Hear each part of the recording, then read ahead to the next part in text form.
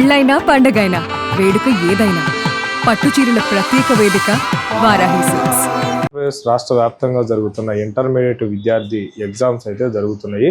ఇప్పుడు అయితే ముఖ్యంగా పల్నాడు జిల్లాలో ఇంటర్ విద్యార్థులు వారికి ఎలాంటి సౌకర్యాలు ఉన్నాయి, సెంట్రల్ దగ్గర ఎలాంటి సౌకర్యం ఉంది, నిమిషం లేట్ అయినా రానిచ్చేది ఉందా, దాని నిబంధన కూడా ఎంతవరకు ఉందనేది మనతో మాట్లాడటానికి అయితే డిఐఓ పల్నాడు జిల్లా ఇంటర్మీడియట్ అధికారి లీలావతి అయితే ఉన్నారు. వారితో మాట్లాడే ప్రయత్నం చేద్దాము.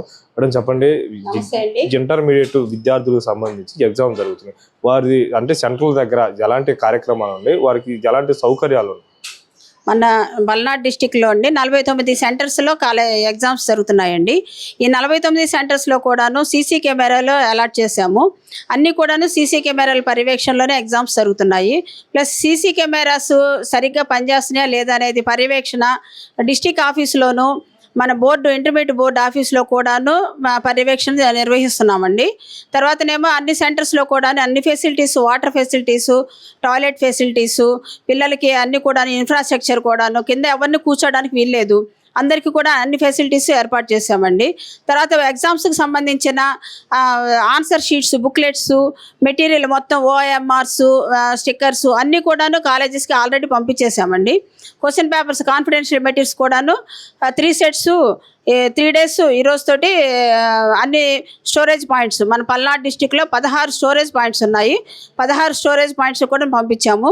49 సెంటర్స్లో కూడాను chief superintendents, departmental officers exams నిర్వహించడానికి ఒక్కొక్క సెంటర్కి ఒక సిఎస్, ఒక్కొక్క డిఓ ఉంటారనమాట. వాళ్ళు కూడా అలాట్ చేయడం జరిగిందండి. అన్నీ సక్రమంగా జరుగుతున్నాయి, అన్నీ అంతా కూడా పర్యవేక్షిస్తున్నామండి. నిమిషం లేట్ అయినా ఎగ్జామ్లకు రావచ్చా, దాని నిబంధన ఏమన్నా ఉందా మేడం? నిబంధన 9 గంటలకు ఎగ్జామ్ స్టార్ట్ అవుతుందండి. 9 గంటల తర్వాత ఎవరిని అలౌ చేయడానికి వీల్లేదు. అందుకనే మేమేం చెప్తున్నామంటే తల్లిదండ్రులకు కూడాను మేము విజ్ఞప్తి ఏంటంటే, మీ పిల్లల యొక్క ఎగ్జామ్ సెంటర్ ఎక్కడ ఉంది అనేది ముందుగా ఒకరోజు ముందుగానే వెళ్ళి చూసుకొని వస్తే ఎలాంటి ప్రాబ్లం ఉండదు. వీళ్ళందరూ కూడాను, మీ స్టూడెంట్స్ అందరూ కూడాను 8 గంటలకల్లా సెంటర్కి వెళ్ళిపోండి. 8:30కి మీకు హాల్లోకి అలౌ చేస్తారు. ఎందుకంటే మీరు లోపలికి వెళ్ళిన తర్వాత మీకు అటెండెన్స్, ఓఎంఆర్లు ఇవన్నీ ఉంటాయి కాబట్టి 8:30 కల్లా మీరు హాల్లోకి వెళ్ళండి.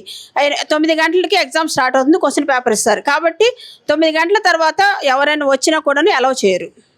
ఈ సంవత్సరం నుంచి మొదటి సంవత్సరంలో పిల్లలకి కొంత సిలబస్ కూడా చేంజ్ అయింది. అంటే ఆ బుక్లెట్, అంటే ఆ సిలబస్ చేంజ్ అయిన సందర్భంగానే బుక్లెట్, పాత బుక్లెట్ ఉంటుందా లేకపోతే కొత్త బుక్లెట్ ఏమైనా ఇస్తారా? ఫస్ట్ ఇయర్ వాళ్ళకి సిలబస్ చేంజ్ చేసిన వాళ్ళకి 32 pages బుక్లెట్స్ ఇస్తున్నారండి.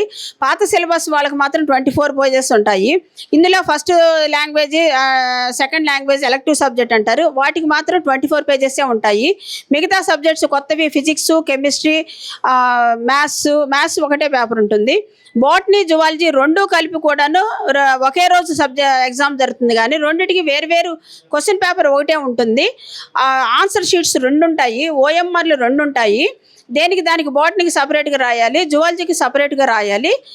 వాటిని వాల్యుయేషన్ చేసేటప్పుడు కూడా బాటనీ పేపర్ సపరేట్గా చేస్తారు, జువాలజీ పేపర్ సపరేట్గా వాల్యుయేషన్ చేస్తారు.